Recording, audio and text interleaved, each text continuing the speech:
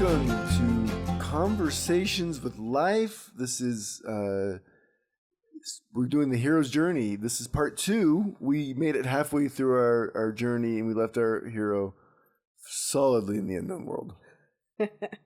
Surrounded by gods and goddesses and fathers and asking questions they cannot understand. It was a bit of a scary moment to hang, to leave hanging.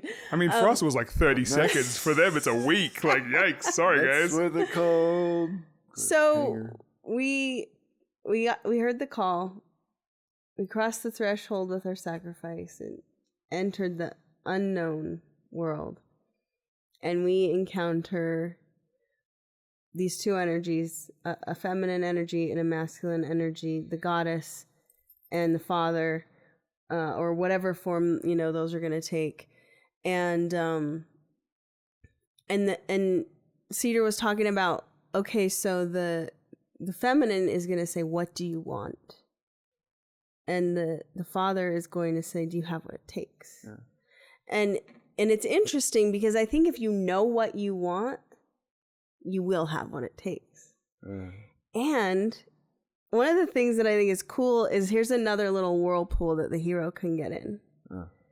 And I think this is one of the games that the feminine energy will play in kind of as a trickster role. Okay. So the hero, who's still carrying quite a heavy load of his ego with him, because he knows he's on a hero's journey. Yeah. He knew he was going to meet the goddess, so he knows what he wants. He's been thinking about this for days, and he knows what he wants. And he's like, I want a mansion on the ocean. I want to find my wife. I want to be a wizard. I want to rob Smog, whatever it is, right? I want to be, a guru and have all these people following me. And the goddess will say, okay, as you wish. And then he'll encounter the masculine. Masculine will say, well, you have what it takes. And the hero's like, of course I do. I am a hero on a hero's journey. Of course I have what it takes. And the hero proceeds to force, his desire out of life. Yeah. And often what happens in that process is a sacrifice of the heart or a sacrifice of the innocent. Yeah, that's a trap. And so I think that's an important piece to notice that, I feel like for me, I've had to think I knew what I wanted so many times and often get it and then realize, oh, that is not what I wanted. That actually wasn't what it was. Yeah, it's on the Odysseus journey. It's the land of the lotus eaters. They get to this beautiful place and they've been struggling so hard, and here's this lovely place where they can just hang. And soon they're forgetting about anything. They're forgetting about their soul, which is symbolized as their homeland. And time, like that. There's time evaporates and consequences leave, and they're like, and you can just if you think, see, we don't want comfort. We think we want comfort, and if you ask somebody what they want, they'll usually say, "I just want ease." Don't get me wrong, ease has a beautiful place in life. We should seek ease, but continual and ongoing ease is not ease. Ever. I mean, look, summer break, right? It's like, I'm not working. I'm a teacher, so I'm not working. And eventually I'm like, this fucking sucks. I'm going to die. If I sit in leisure one more day, I need to get back to work. Yes. As in from Beauty and the Beast, life is so unnerving for a servant who's not serving. Yeah. I don't know why that line is in my head. It's great, though. It just came up. All those Disney shows I watch my kids bubble up from time to time. And yeah, but you're right. What do you want is a sexy question. And that's why the goddess changes forms, I think, partly, is to challenge the different parts of that. And the goddess will show up as the witch. And that witch will turn what you want on its head, and that's what the witch does. You know, we could look at the different kinds of feminine. There's the lover, and that's like, that's my other part of me. It's my anima. It's what I desire to be and have and be with forever and ever, right? And you know, there's usually an interesting story there. It inspires the hero in a way. And then there's the goddess, the elf queen, the person that shows up and is the pinnacle of femininity in this like grand way. And it's like, I want to do good. I want to be a good person. I want to serve life, you know. And then there's the witch, and she'll take what you want. And pretty soon you're in an oven. Yeah, she'll make it eat you. She'll make it eat you. I mean, I think of Cersei. She'll turn you into pigs. Yeah, but that's a leisurely life until you're bacon, right? Yeah, until you're bacon. No thanks. Yeah, you know, that all those roles of the feminine are really valuable, aren't they? Yeah. But yeah, and I can even see in my life how I subconsciously would play this game with people. Where they would have a really big problem, and I would be like, I have the resources to fix that. And I would be like, Kate, here. And it's like... You get to be the one who's like, you think that's what you want? Exactly. Fuck you, and I then. didn't realize I was like playing that so hard, but I can think back on several different experiences where I was like, well, that's an easy problem to solve. And then that, like... I do the thing and they still have the problem, you know? The anxiety gets to go with you. And I tell this to my clients all the time. Like, I promise you don't want to find that person right now. Yeah, well... because you get to bring yourself to that relationship, and yourself is what you're having a problem with. Or I promise you, the person that you have that you think is that person, doesn't want to hold that for you forever. See, our relationships should not have to hold our okayness. It's one of the things the hero learns on the journey, is that their soul is calling them to their path. Yeah. Right? And thank God we have people on that path to support us and love us and be with us. Thank God, right? But ultimately, it's your path, you know, and only your soul will be answered. You can't want something for 2 people or 5 people or whatever. You know, a lot of people get into this thing and they want something so bad, like, come on, everybody should go along with me onto my commune. That it's going to be exactly like I imagine it to be. And then somehow everybody's not happy on the commune, you know? Yeah. But they had a big desire and inspired energy in that direction. So yeah, good point. Like, this question is really tricky. Well, I also think there's the opposite of it too. It's like do you know what you want? And then there's the struggle with that where I don't know what I want. Yeah. And then you finally figure it out and you're like, okay, I know what I want. Then you get asked the question, do you have what it takes?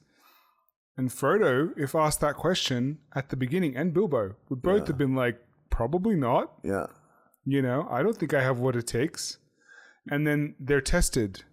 And in the process of doing it anyway, knowing or believing you don't have what it takes, that's where you develop what it takes, right? And and there's a difference between do you have what it takes and do you have the skills necessary? Bilbo is not a burglar when he begins, but he has what it takes to become one. Yeah. Right? And so then it's a very nuanced question. We think of do you have what it takes as, you know, Frodo, do you have the ability to climb a mountain? No.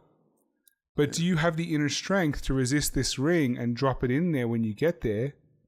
Yeah, he does. And like, you know, some of it is through Sam's help and through strength and through trial and all those things. And he develops what it takes. But he has what it takes to go on the journey. And that's really the beginning question. And I feel like the God will show up multiple times. The Father will show up multiple times too. Yeah. Gandalf pops back in and reminds Frodo of his mission. Yeah. Dumbledore pops back in every time Harry has to fight Voldemort and reminds him, hey, Voldemort's not dead, right? And they're asking again and again and again and again, do you have what it takes? And really what they're asking is, do you have what it takes now for this next piece? Now do you have what it takes? They're not asking, do you have what it takes to drop the ring in Mordor? They're asking, do you have what it takes to get started? Do you have what it takes to keep going? Can you take the next step? Yeah. Do you have what it takes to walk through those gates? Yeah. And like, to me, it's so weird because we think of that question as very challenging. Do you even have what it takes to do that? But in another light, from a place of like confidence and peace, are you ready? Sounds very different to, do you have what it takes? Yeah. You know, and so it's a different, like the father I think figure there's is also always both. like some of that king energy there where you get a blessing. Yeah. And you get to a point where you have, used up all your resource and you really don't have what it takes. Mm-hmm. And you're sitting there like, yeah, you're in. What's the next thing? What's the place? You're in Rivendell and you're in the bed. You've just had your ass kicked by the Shadow Kings, and you get some elven magic and a pep talk from Gandalf and from Bilbo, and now you're ready to go again. Yeah. Well, the hobbits don't believe in themselves until they meet Galadriel. Yeah. And she represents for them that goddess, that ultimate feminine presence and beauty that they've never even imagined. You know, they're just like, they're just so in love with her and they just taken by her. They're like, we need to protect this, And that's the inspiration that they use to get into the, that and the, Sam's Rosie that's back home that he never was able to ask and has held that longing, and she's like, when I get back there, and he does, it's so beautiful. But you get, that feminine, and that's a cycle, right? We build the energy and the understanding and feel the feminine, feel the earth, feel its pull and its needs and its love and support. And then that moves us into a place where we have the physical resources and energy to take on the challenges of presence, of life. Yeah. Life is super uncomfortable in the masculine. The masculine is never comfortable because it's always like, and we have to leave all that we are behind, right? And then we have to move past that and let that go into the feminine.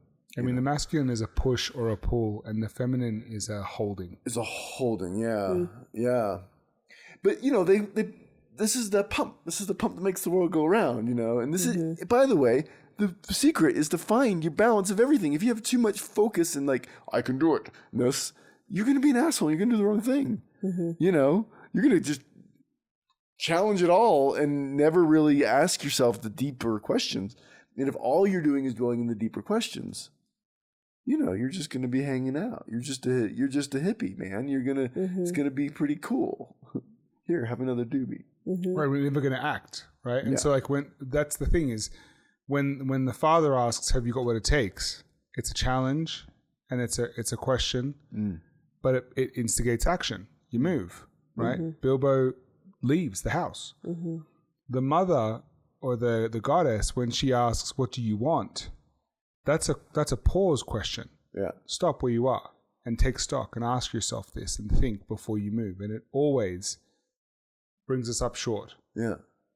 No matter whether the hero is masculine or feminine themselves, it brings them up to a place of contemplation. Yeah. And so one of those is a catalyst for action, and one of them is a catalyst for stillness.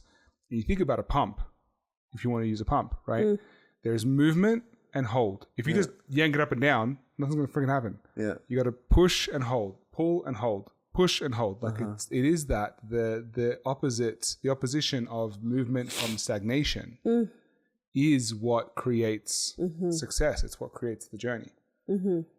Yeah, and I also am really sitting with the idea that the journey itself is what creates the container for the energy that you will need in those moments of confrontation or whatever. And, you don't just go down the path and all of a sudden the dragon's there, right? Like you have to climb mountains and walk for days and starve and hunger and all of these things. And each of those phases is helping you build a container that can actually hold the energy that you will need for the final conquest. Yeah. And I mean, that's the reason the mentor can't just take you straight to the destination.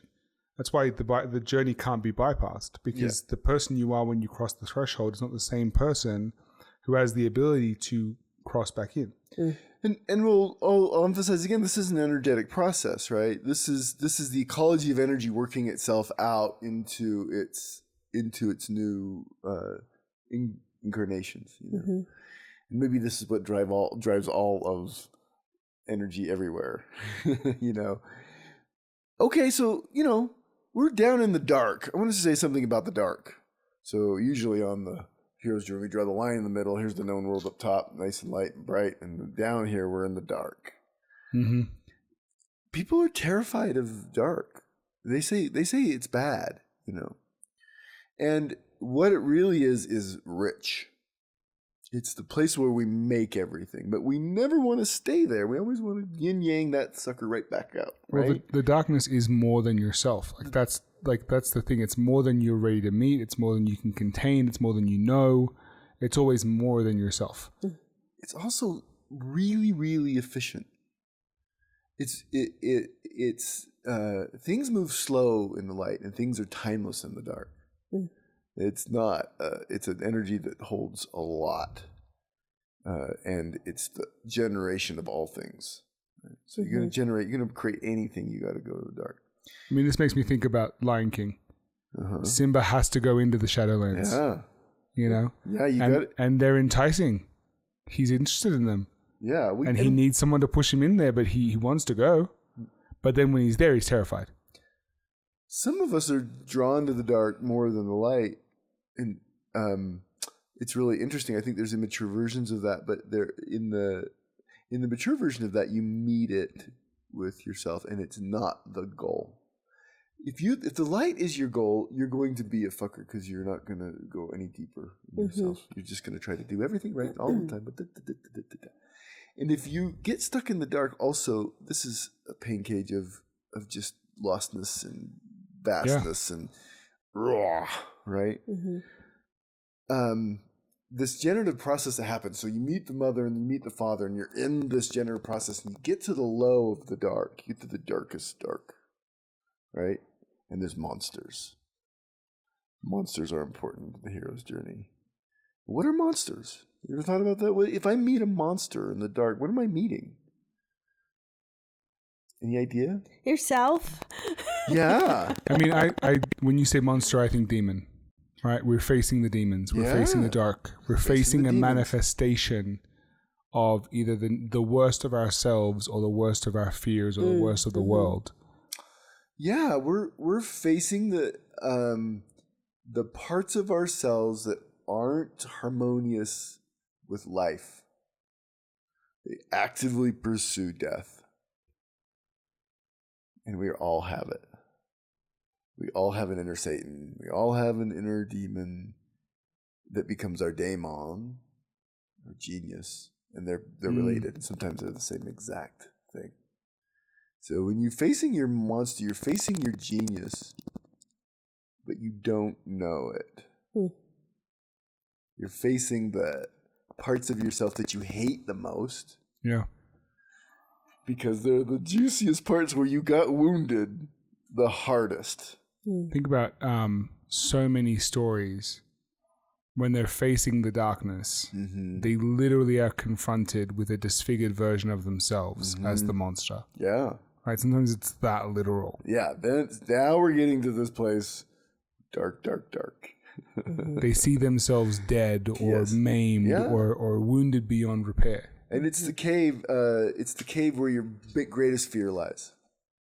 In Star Wars, famously, right? This is Yoda's cave, where he's like, the cave.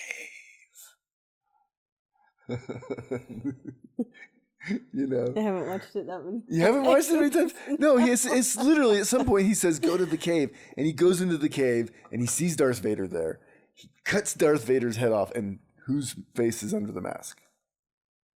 His own face staring right back at him. Disfigured, though. Disfigured, right. Yeah, well, he just got cut up, right? Yeah. So this is Lucas's version of that thing that, the cave that you fear to enter, it holds the greatest treasure. This is Campbell's quote, right, that everybody quotes. So the dark and the monsters are usually representations, distortions of your reality in that you're afraid of your power. You're afraid of your actual good. and that will eat you. Mm. That's why we get the boon. Yay! We get the boon. The blessing. The blessing, yeah. And the blessing is the thing that's the key that you need to turn the curse into blessing, right? So the curse is, I got hurt. I was a sensitive child. And so guess what everybody did? Hurt you. Mm-hmm. Poked right at that sensitivity because Yeah. I was open to be hurt. Now, did that feel like a gift? No, it doesn't feel like a gift. It feels like terror, right? Until you get the boon. And the boon is the key that will let you defeat the monsters. But really what you do is you gather them. They become pieces of you, parts of you. It gives you the key to understand the dark and turn it into blessing. Mm. Yeah. And these are big pieces, you know. It's really important for everybody to face those parts. And then that leads us to the ultimate monster as the dragon. Mm-hmm. So we get the boon, by the way, which happens to be exactly what our society needs. Your personal boon is also the elixir. Mm.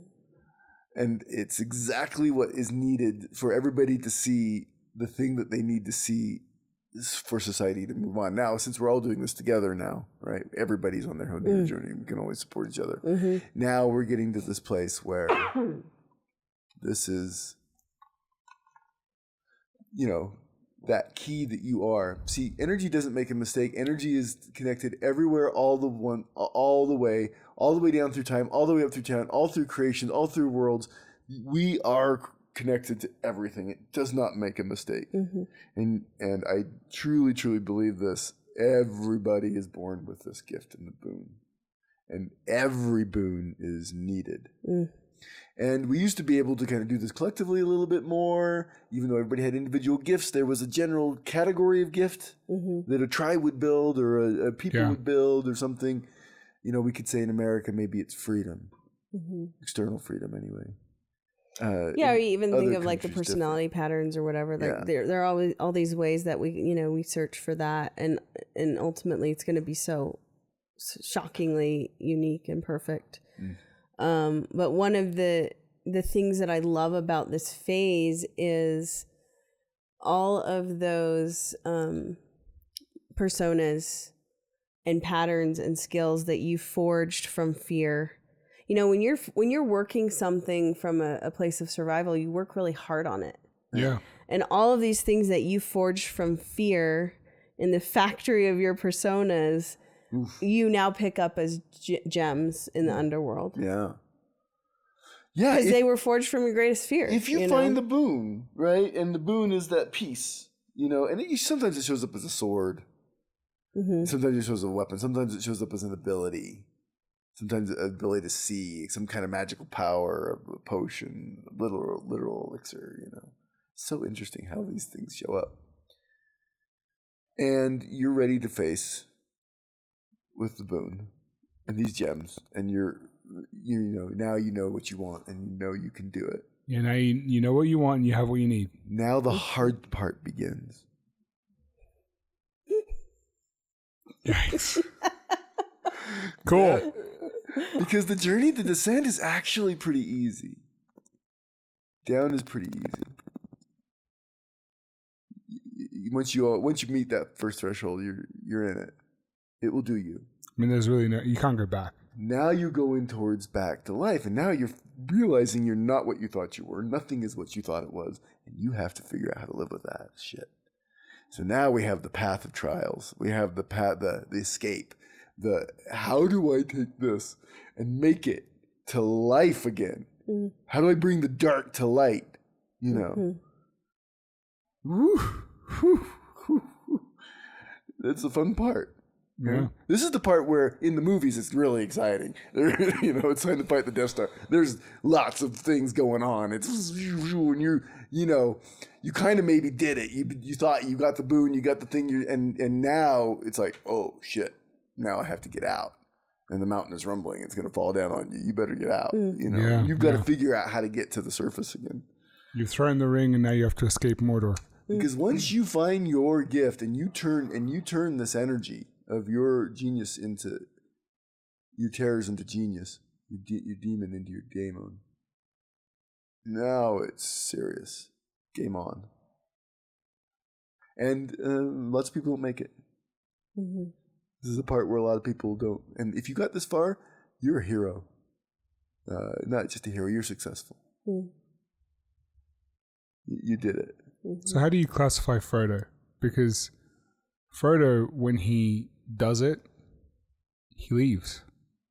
Like he goes, I mean, you call it, he goes into the immortality or whatever, but like really, he goes into death. Well, because, yeah. He doesn't die, but he leaves the world. It's a good question. It's a really interesting piece there, right? Where he gets to kind of go into Elfland, and in a way, I say that you would say that I think what Tolkien is probably hinting at there is that what he's carried is so dark that it's him working with it and working through it. Almost he can't be in the world. Mm-hmm. Right, which to me feels like a loss. It's joy. It's a joy. We want our soul to move on to the next round. We want to learn what we got here and do it and then move on. So I think of that as no loss. Transcendence then, or translation or enlightenment or whatever you want to call it. Yeah. Is that piece. He's moving to a higher plane. And death is that. When we're done, when we learn what we came here to do, the body just goes. Which is so funny and different from Bilbo. Yeah. I know I'm getting stuck in the story, right? But Bilbo clings to life insanely and neurotically and desperately after his hero's journeys. Yeah, he's kind of the prelude. He's kind of like the ego half processed, isn't he? Yeah. And then Frodo kind of takes up this mantle. And honestly, generationally, this can work generationally. Yeah. I feel like I've taken on a lot of generational trauma for my kids and worked it through. And that's presented its own type of trauma for my kids. But honestly, I saw the worldview that I was in. I realized that wasn't the thing. I went into the dark and tried to figure out how the hell I can live with that. And as an adult, and I don't think people give people enough credit who get to this place. You guys don't give me enough credit. I don't know. But seriously, where your whole, I tell kids this, I'm like, I lived a complete lie. Not a complete lie, but I'm not truth. And I saw that, and I had to figure out how to change myself. And even though I was never comfortable with it, ever in my life, I had to figure out, then I bent myself around it.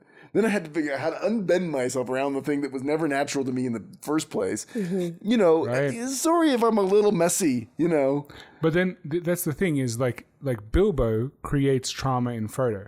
Yeah. Right? And we do this generationally too. My parents were like, I'm going to beat the truth into you, boy. Like that's how it's going to go. And then now I can see in my attempt to take that burden from my kids, not that I should beat my kids, but in my attempt, there's an overcorrection too, where now I am, maybe even more lenient than I should be sometimes because I'm like not pushing religion or spirituality or anything on my kids. Figure it out, you'll be fine. And then now they're getting maybe less guidance than they need. Yeah, because I am reacting to the forced guidance I received. Yeah.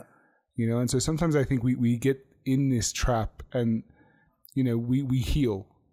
Less kids are getting belted. That's a win. That's a win. Even if they end up being little douches because they never got taught to fear. Yeah. It's still a win. But there's new things that come up. Life and consciousness are going to, like, the next piece of it is still going to be challenging and discovery and learning. It's just going to look different. And so you can't ever spare anyone that, but you can at least spare them what you had. You're a version of that. Yeah, I definitely think that's true. So ultimately, the path of trials either starts with or ends with a dragon, and the dragon is fun because the dragon is impossible. It's smarter than you. It's impervious to weapons. It has claws and teeth. It breathes fire. It flies. There's no beating the dragon, right? Until you do. Until you do, you know.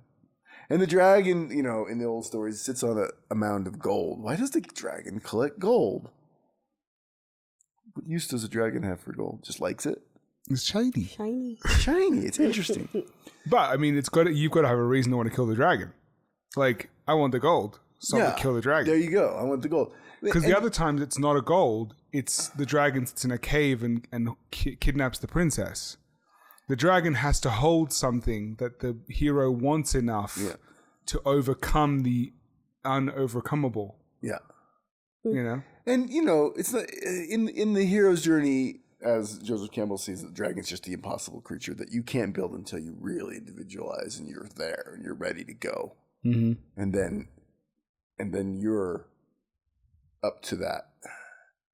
In some of the tales, in actually what happens, I think psychologically, what I think happens is the dragon has one weakness, and that's he has usually a little hole or space right in the heart. And the only way that you can defeat the dragon is meet it in connection with its heart. And then you become the dragon. And you get your polarity. You get your light and your dark, your masculine and feminine. You've done the whole work. And you actually become the dragon. If you get eaten by the dragon, you also become the dragon in a way. But the power overpowers you, and then you're actually if you're still alive, you're actually dangerous. Mm-hmm. The demon. I mean, usually you're in the dragon. You're on the demon side. But you're in the dragon. So you're in the dragon's soft spot, so you can kill it, right? That's the thing. And like Jonah the whale version. Yeah, and I mean, the basilisk and Harry, and there's another one with a dragon where it like tries to bite, and he stabs the sword through its head like Harry does too. Yeah. But it's like to get to the soft spot, you have to get close. You have to stand right there, ready to be eaten. You have to be right there, and you have to be willing to be eaten. You have to be willing to be bitten and die to overcome the dragon. You have to face death. Yeah. And that to me is the ultimate acceptance of your role as the hero.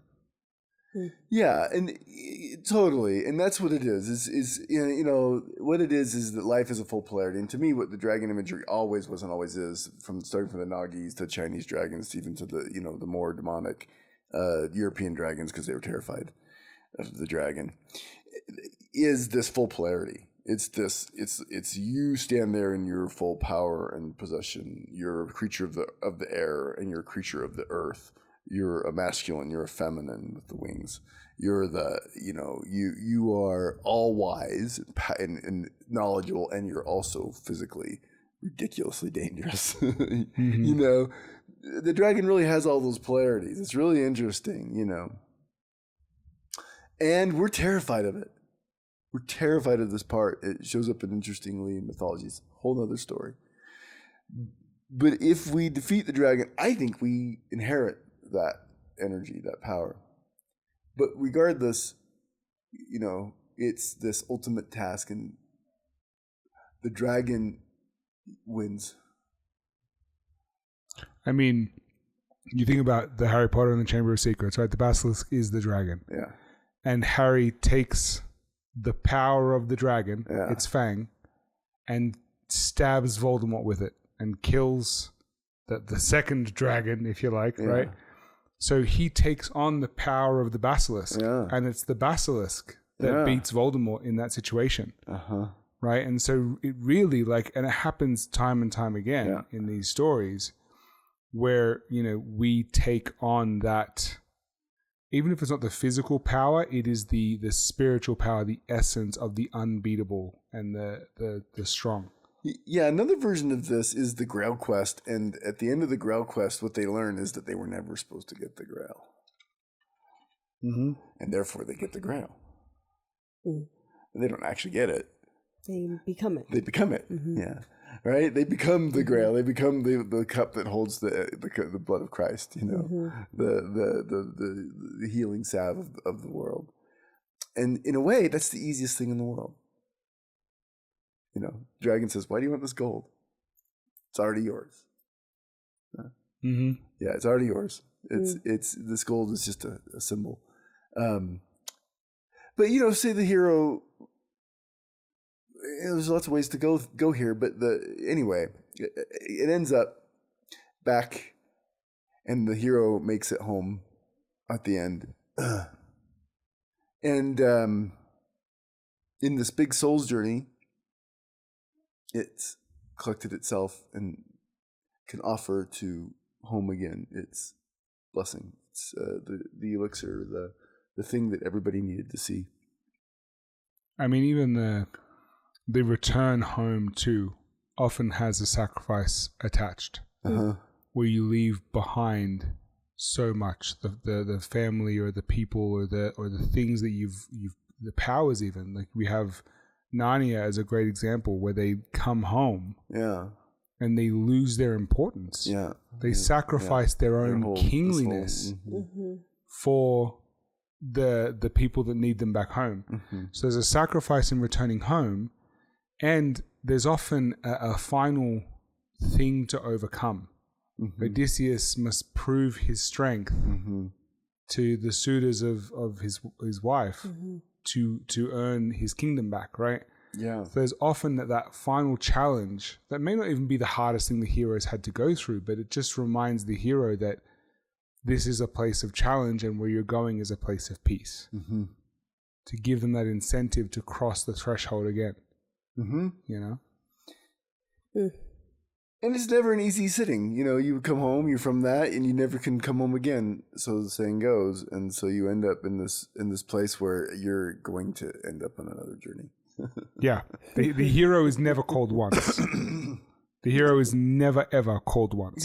Here's what I've kind of think, and this is just an idea. All of this is just idea, but that the second journey is more internal. The first journey might be you leave the known world, you leave your home, you get your dark, and you're in it, you're in the soup, and in physical world, and then I think when you get back around, you kind of realize that this was a psychological process. You built the cycle, it. And so now you might meet the new challenge of what's now known with a more internal process. And I think that just happens more and more, and more. Every round, you just until you're the wizard sitting in his study, just going on the journeys there. Anyway. So it's an interesting the mythic pattern of the hero's journey is really interesting. Here's the thing I think that's coming through right now is that you don't need to do it well. Steps and stages, you don't always know what you want. You don't always know if you can do it.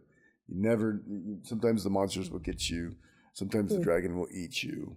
Sometimes you'll hang out at the threshold forever.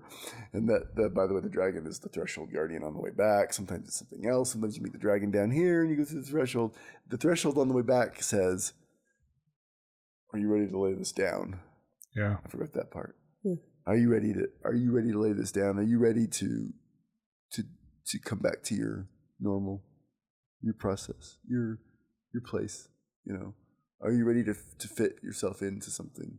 Are you ready to lay down your sword and go back to farming? Because the dark, the dark is a little sexy and it can get you, and you can just spin in it forever. And sometimes, that movement back up into the known world and to really integrate, people don't want to do it. They'll spin there forever too in this place of I can just.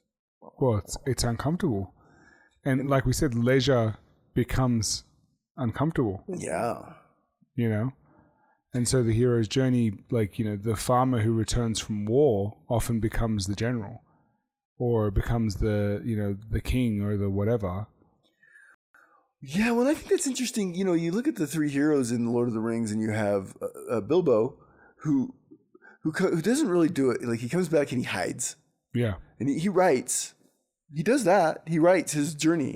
It's really interesting how he creates that kind of like roadmap for the future generations, but doesn't quite do it. Kind of gets scared. Doesn't really build anything. Yeah. And then you have Frodo, who gets so deep into the dark that he really almost can't even hold this world anymore. He can't. When he comes back, he almost goes into the archetypal realm. Yes. Yeah. He can't really exist. He like literally retires from life. He retires from life like he's retired from life. You know, he's like the gurus that like just disappear. You know, and as is Obi-Wan, you know, like I'm done. You know, like he's done it. And then there's Sam. Yeah. And Sam comes home and rebuilds the Shire. And he marries a girl and has a family and does the things. And he lands. And you know, that building part of it is really hard, especially for those who take this journey hard, you know, on one way or the other, where it's a little too much for us and we retreat. Or it's we're now done. We've seen it enough. Like we did all the karma at once. You know. Yeah, I mean, you also have the archetype that jumps back into everything, like needs the dark and runs back towards the dark. Stays in the fight and sort of builds a identity as a dragon slayer or something. Yeah, that's really interesting. Yeah, professional dragon slayer, professional adventurer. Yeah, but you know, to come back to the world and to take your wisdom and your holding and your understanding and your energy that you've now inhabited more of and build something is really it's kind of that bodhisattva energy. Yeah, it really is. Like, I pretty much see what I can see, and now I just want to bring this with me to my dishes and my little, you know, wood pile and play with the children and take care of the animals and lead the Shire. Like he becomes the mayor and he has a family and you know. I mean, what's his name? Peregrine Took and Pip and Mary. They're heroes in their own way too, and the pieces that they do when they leave the darkness too. They are also builders. They're not quite the same as Sam, but they're kind of more adventure-y on that. They're on the adventure side, and there's no right way to land here. I mean, it's just an archetypal journey, and there's no right order or way or understanding or process or result. You know? But there's opportunities, and it's interesting to see the patterns, and kind of we can see what's completed in us and what isn't completed in us, and ultimately the whole goal of cycles is to get out of a cycle. You know, the whole this takes us around and builds energy. It's great until you're just like, okay, I'm off to the samskara shit. Let's go. let's I need to stop. Let's getting dizzy. Yeah. And you know, that can show up in all sorts of ways too. But there's no doubt that's an archetypal pattern that really hits, and you know, I have my own, and we have our own read on that thing, but it shows up everywhere, and heaven bless these stories that have been told. They're really fun. And also I think they lie to us a little bit. Yeah. And they make it seem like this particular type of process with this particular type of hero and is the only way, and this is what the it should way look to like. do it. And yeah. if it doesn't, then it's wrong, and they sort of glorify that too sometimes. Yeah, there's all sorts of ways to get the call, and there's all sorts of ways to work in the dark. But again, I think you fuzz that out a bit. That it feels like all those parts happen pretty naturally. Mm-hmm. They're pretty natural parts of a spiritual path, of a meaning path, particularly. So. Anyway. Thanks for listening. We loved having you here, and blessings to you on your hero's journey. We'd love to hear about your journey and your questions. What do you want to talk about? Please come reach out to us, ask questions. Come join us on our podcast for a live version of Conversations with Life. And as usual, like, share, and subscribe, and we will see you next week.